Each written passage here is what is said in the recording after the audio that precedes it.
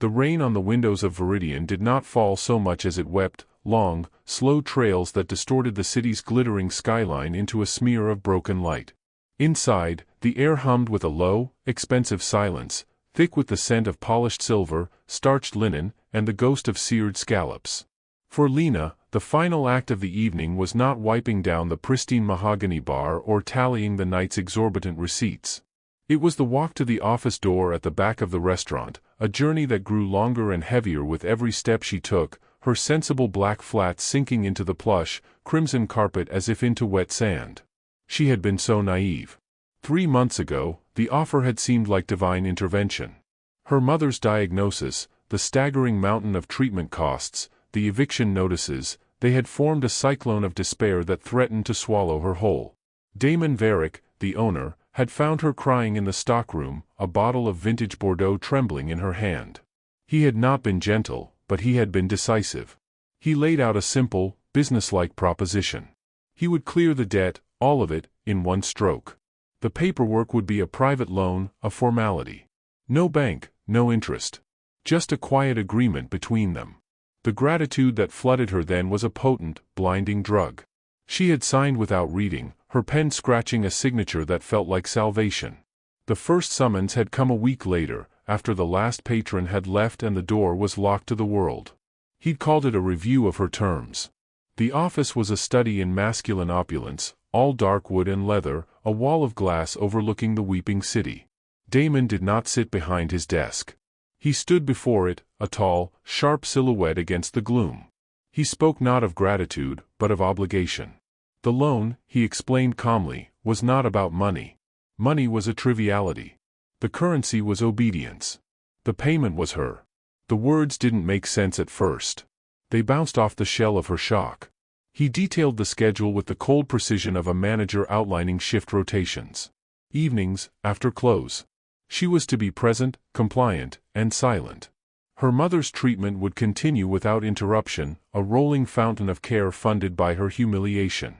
If she refused, the funding would vanish instantly, and the legal loan documents, now revealing a crushing, predatory interest rate, would be enforced, burying her and her mother in financial ruin. If she spoke a word to anyone, the consequences for her mother would be severe. He let the threat hang, a palpable poison in the air. The violation that followed was not a crime of passion or rage, but of cold, transactional domination. It was an audit of her autonomy, conducted with a terrifying, dispassionate efficiency. He was not frenzied, he was meticulous. He commented on her stillness as if critiquing a piece of furniture. The rich leather of the Chesterfield couch was cold against her skin. Her eyes remained open, fixed on a single, perfect water droplet tracing a chaotic path down the dark window, mirroring the single tear that escaped her own rigid control. She disconnected, a survival mechanism clicking into place with a near-audible snap. Her mind fled to the clinical, sterile smell of her mother's hospital room, the beep of the heart monitor, the feel of her mother's thin, warm hand in hers. She built a fortress of that memory and hid inside it. When it was over, he stood, adjusted his cufflinks with crisp, economical movements, and walked to his desk. He did not look at her. "Your mother's transfer to the specialist facility is scheduled for Thursday," he stated, his voice devoid of anything resembling humanity. "See that you are punctual tomorrow. Table 6 requires extra attention, they are discerning patrons." Lena lay there, broken not in body. He had been careful to avoid marks that would show in her uniform, but in spirit. The very fabric of her reality had been torn. The world outside continued, cars hissing on wet pavement, lights blinking in distant towers, a universe oblivious to the cataclysm that had just occurred in this sealed, opulent tomb. Slowly, mechanically, she reassembled herself. She smoothed her wrinkled skirt, fastened the buttons he had undone.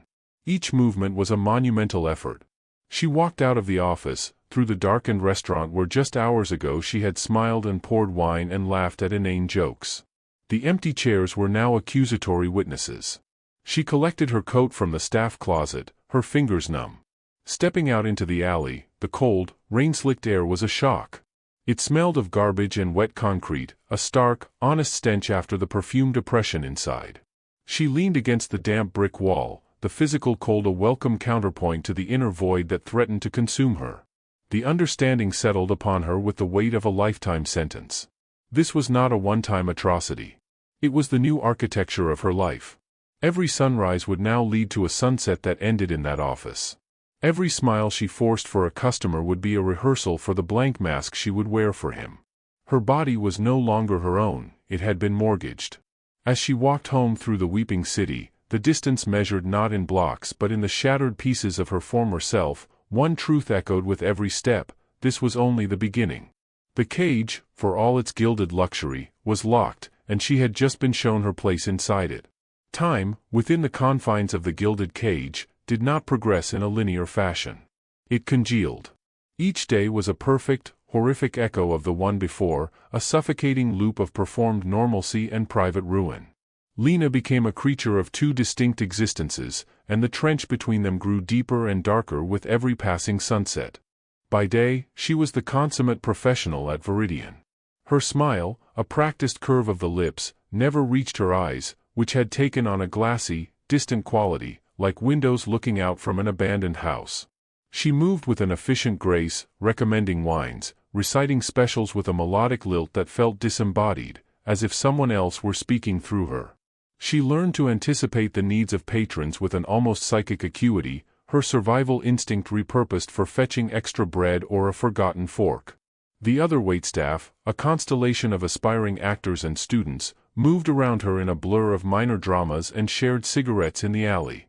They commented on her quietness, her pallor, mistaking her profound disconnect for simple shyness or arrogance.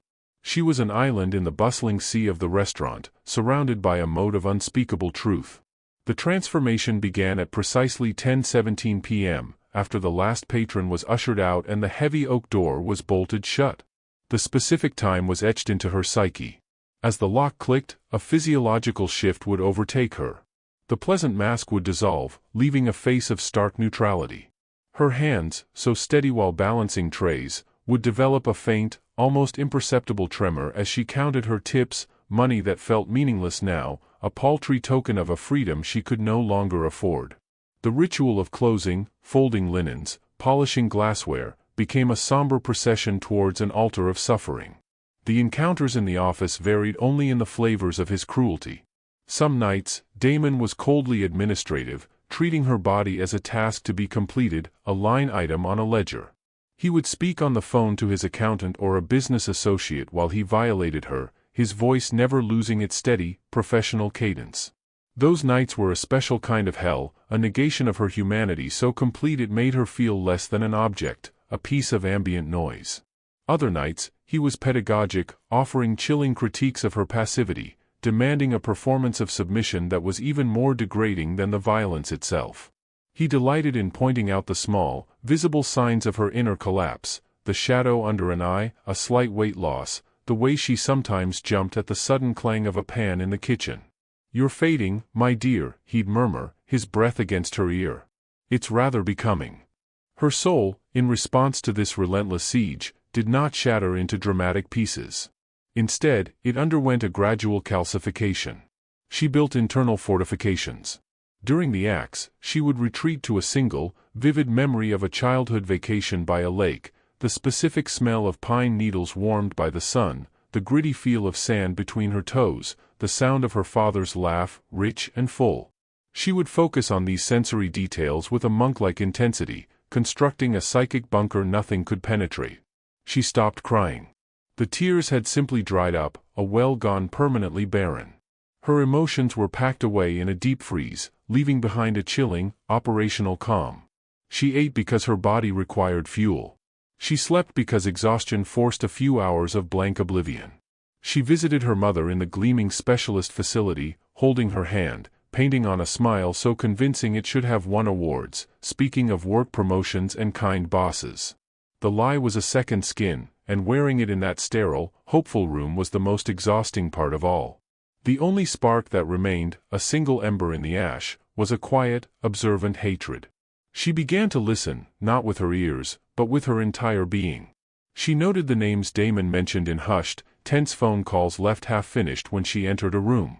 She observed the men in sharp, dark suits who visited not to dine, but to converse in the soundproofed wine cellar. She learned the rhythms of his illicit dealings, recognizing the nights he was particularly agitated before a meeting, or smugly satisfied after a concluded deal. It was on one such night, as she was clearing a table he had used for a private discussion, that she first heard the name. It was uttered not by Damon, but by one of his associates, a man with nervous eyes, whose voice dropped to a reverent, fearful whisper. "Silas will never agree to those terms," the man had said. A silence, heavy and immediate, had fallen. Damon's face, usually a mask of controlled arrogance, had flickered with something raw and primal, not just fear, but the profound respect one gives to a superior predator. Silas, the name was a stone dropped into the still, dead pond of her existence. It didn't create a wave of hope, she was long past that, but it did create a ripple of cold, strategic calculation. She filed the name away in the frozen vault of her mind, alongside the memory of the lake and the sound of her father's laugh. She did not know who Silas was, or what power he wielded. She only knew that the mention of him could momentarily unmake the man who had unmade her. It was not a plan, for planning implied a future she could not envision. It was simply a piece of data, a single, anomalous variable in the otherwise rigid equation of her damnation. In the profound darkness, it was the faintest glimmer, not of light, but of a different, perhaps greater, shadow. And for now, that was enough. It was a secret she owned, a tiny shard of glass hidden in her palm, waiting for a moment, any moment, when she might find the courage or the desperation to use it. The atmosphere in Viridian on the night of the private dinner was different. It was not merely the absence of the usual clientele, replaced by a dozen men whose very stillness seemed to absorb the light and sound from the room. It was a shift in pressure, as if the restaurant had been submerged in a deep, silent sea. Every detail had been orchestrated to perfection under Damon's feverish, anxious eye. The orchids were more pristine, the crystal gleamed with a lethal sharpness, the burgundy being decanted had breathed for a precise, somber hour. This was Damon's grand performance, his bid to ascend into a higher, more ruthless echelon of power, and Lena was a supporting player in a role she had not rehearsed. He had dressed her for the part.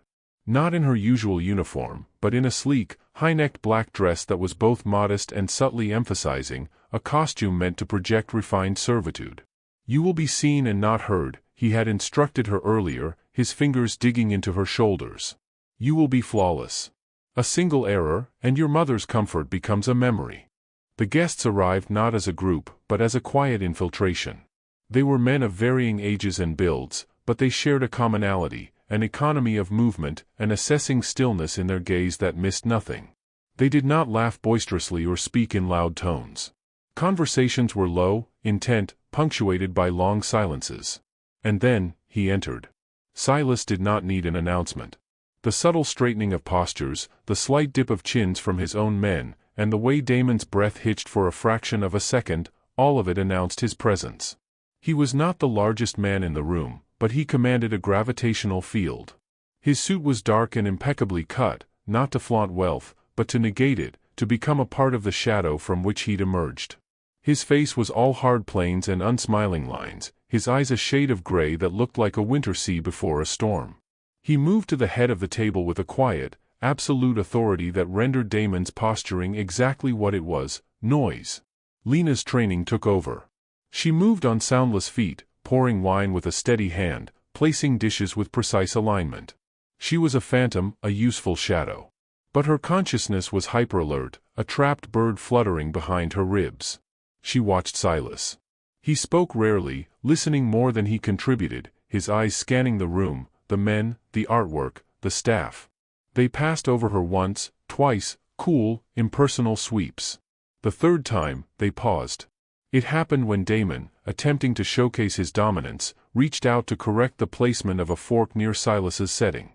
His hand, with its familiar, cruel weight, closed around Lena's wrist to move her aside. It was a fleeting, possessive gesture, one he'd performed 100 times in the office. A jolt, a micro-flinch she could not suppress, traveled through her entire body before she locked it down. Her breath caught, not in a gasp, but in a sudden, rigid suspension. Her eyes, for one unguarded moment, met Silas's. In that frozen sliver of time, she was certain he saw everything. The flinch was a confession. The deadened sheen in her eyes, the almost imperceptible tension in her shoulders that spoke of a constant, anticipated blow. It was a biography written in subtle, tragic script. He saw the faint, yellowing edge of a bruise on her collarbone, poorly concealed by makeup, a careless trophy from one of Damon's more pedagogic nights. "The service is adequate, Varick," Silas said, his voice low, a gravelly sound that seemed to vibrate in the very bones of the room. He did not raise it. He did not need to. It cut through Damon's bluster like a scalpel. "Your management of the staff, however, lacks finesse." The words were mild, but the implication was a grenade rolled softly onto the table. Damon's hand jerked away from her as if scalded, a forced, tight smile stretching his lips. "Of course, Mr. Silas. My apologies." The apology was not to Lena, it was to the Kingpin for the disruption. The dinner proceeded, but the balance of power had irrevocably tilted. Lena felt Silas's attention as a tangible pressure, not a leering gaze, but an analytical one, as if he were solving a complex and unpleasant equation. She continued her duties, her mind screaming. That moment of recognition, of being seen by someone who possessed the power to alter the very physics of her world, was more terrifying than any of Damon's violations. It introduced a variable she could not control. Later, as she cleared the port glasses, she lingered just beyond the archway, a statue holding a tray. She heard Damon's voice, wheedling now, discussing a proposed partnership, a shipping route. Silas's reply was a short, final sentence she could not make out. Its effect was immediate, a strained, defeated silence from Damon. The sound of chairs scraping back signaled the end. As Silas and his retinue departed, he paused by the host stand. His head of security, a severe, capable-looking woman with watchful eyes named Gwen, was at his shoulder. He did not look at Lena, who was frozen in the shadows. He gave the slightest, almost imperceptible nod toward her general direction and murmured a single word to Gwen, her. The door closed behind them, leaving a vacuum in the restaurant. Damon stood alone amidst the ruins of his ambition, his face pale with a mixture of fury and a dawning, primal fear. He turned his venomous gaze on Lena, but for the first time, it lacked its full, crushing weight. It was diluted by a greater terror. "Clean this up," he spat, but the command was hollow. Across the city, in the back of a silent, armored sedan, Silas stared out at the neon-streaked streets. He spoke without turning to Gwen. "The waitress. The one with the dead eyes. I want everything. Who she is, where she lives, her debts, her family. Every transaction Varick has made with her or concerning her. Find the leverage he's using. Do it quietly." Gwen nodded, already typing into a secure device. Silas's jaw tightened. He had seen suffering in countless forms, it was a currency in his world. But this was different. This was a slow, excruciating poison administered in a gilded spoon, a violation not just of a person, but of a basic order he, in his own ruthless way, upheld. Predators who fed on the truly defenseless, who corrupted the very concept of sanctuary, were a blight. They were also, he considered coldly, a strategic weakness. And as the dossier on Lena began to compile on Gwen's screen, a story of medical debt, a mother's illness, a predatory loan, Silas's decision, a fusion of calculated justice and strategic consolidation of power, was already made. The predator was about to become the prey. Justice, in the world Silas navigated, was not a blindfolded goddess with a set of scales. It was a surgical instrument, cold, precise, and devastating in its application. It was also deeply personal, rooted in a code that existed outside of conventional law but was, in its own stark way, unforgiving. Damon Varick had violated that code. His sin was not his ambition, nor his corruption, those were mundane, almost expected. His sin was his target. He had preyed upon someone who existed in a sphere of utter defenselessness, turning a place of supposed safety into a hunting ground.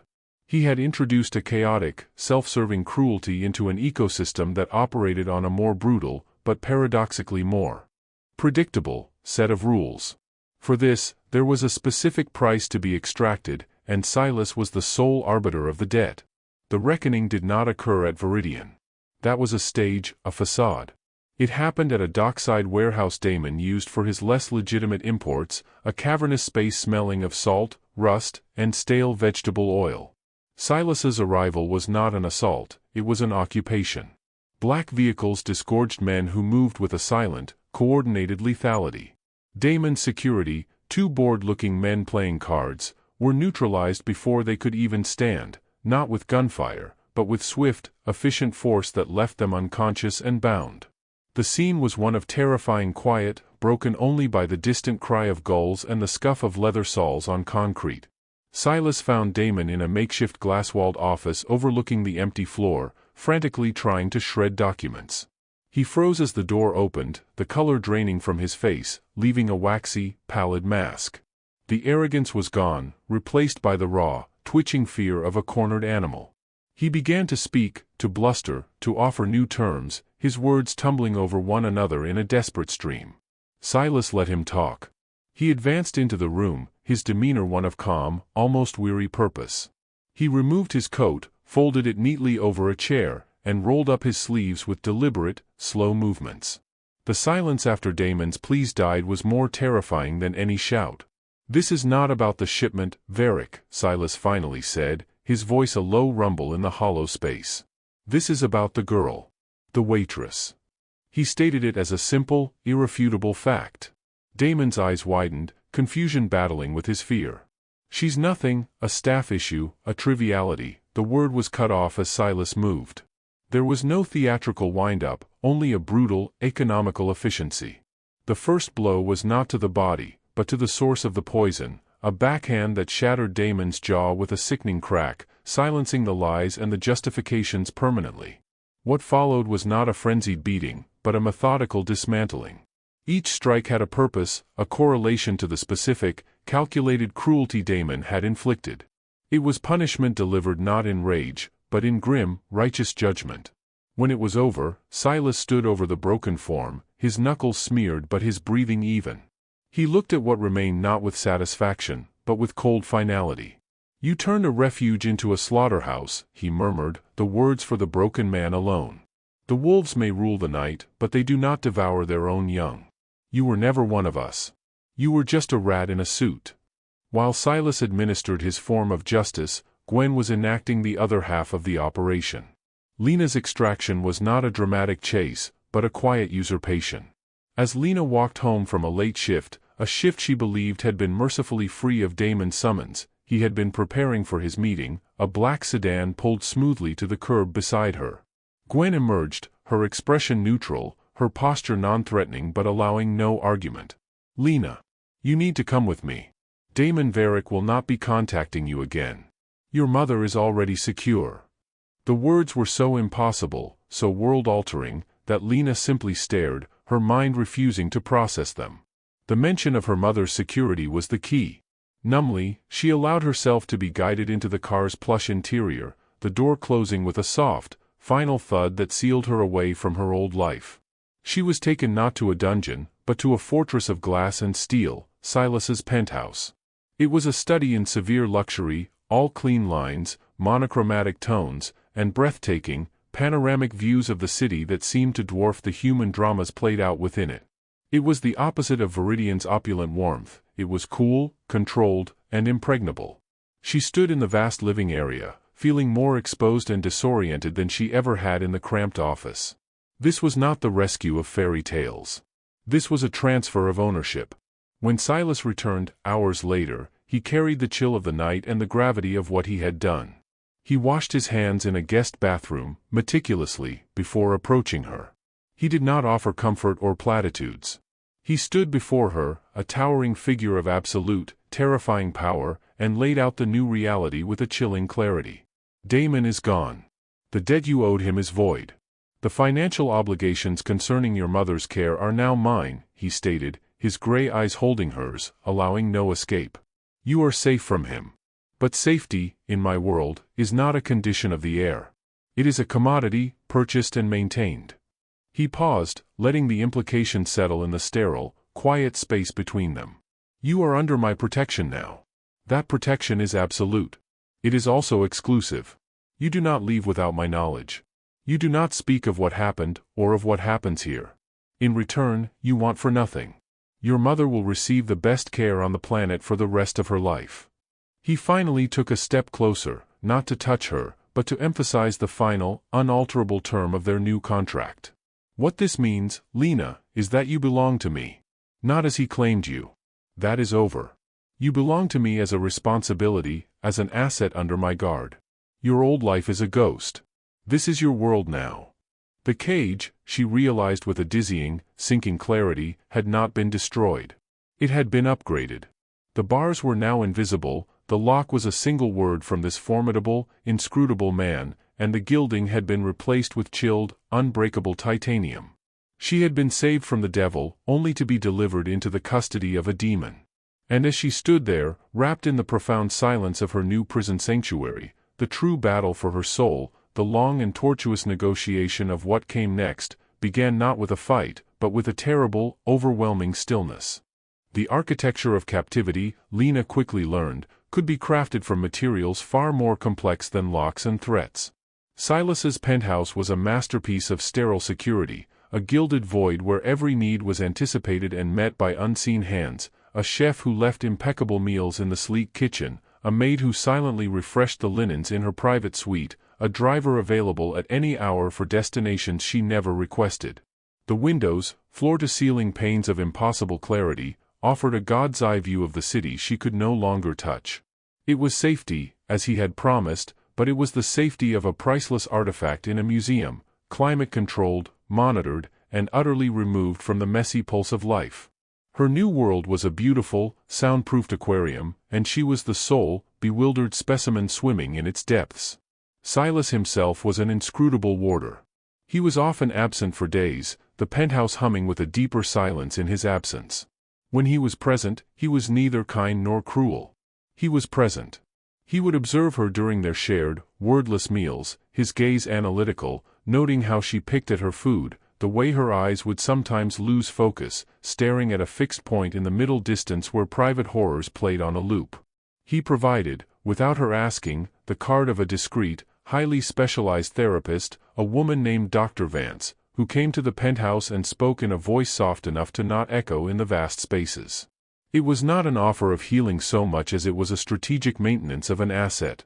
Yet, within that cold calculus, Lena found her first, fragile tool, a space to voice the unspeakable, to name the poison, even if the antidote remained a mystery. He began, slowly, to reveal himself in shards and fragments. Not through confession, but through implication. He spoke of the structure of his world, the rigid hierarchies, the brutal consequences for betrayal, the paramount importance of loyalty forged in fire. He mentioned, in an offhand way, a sister lost to a man not unlike Damon, a story offered without sentiment, yet its telling was a stark brick laid in the wall of his own history. She learned that his code, while vicious, had lines that were not crossed. The strong did not feast on the broken for sport. Protection, once granted, was a blood oath. In his own stark, morally inverted way, he was showing her the rules of her new reality. He was teaching her to read the map of hell so she would not get lost. The dark romance that began to uncoil between them was not a vine of passion, but a slow, painful grafting of two damaged trees. It was born in the profound quiet of shared insomnia, found in the electric space of a glance held a moment too long across a polished table. Her trauma was a third presence in the room, a wall of ice that made the very idea of touch a potential trigger for cataclysm.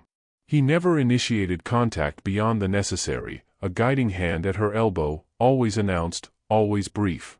His restraint was a language she began, tentatively, to decipher. It was not indifference, it was a control so absolute it created a perverse form of safety. In a world where one man had taken everything on a whim, this man, who could take anything he desired, took nothing. The power dynamic was terrifyingly uneven, yet within it, she found a sliver of agency, the power to observe, to study, to understand the demon to whom she belonged. The decision to cross the physical chasm was hers. It arose not from desire as she had once understood it, a flutter of attraction, a spark of affection, but from a desperate, clawing need to reclaim the territory of her own body.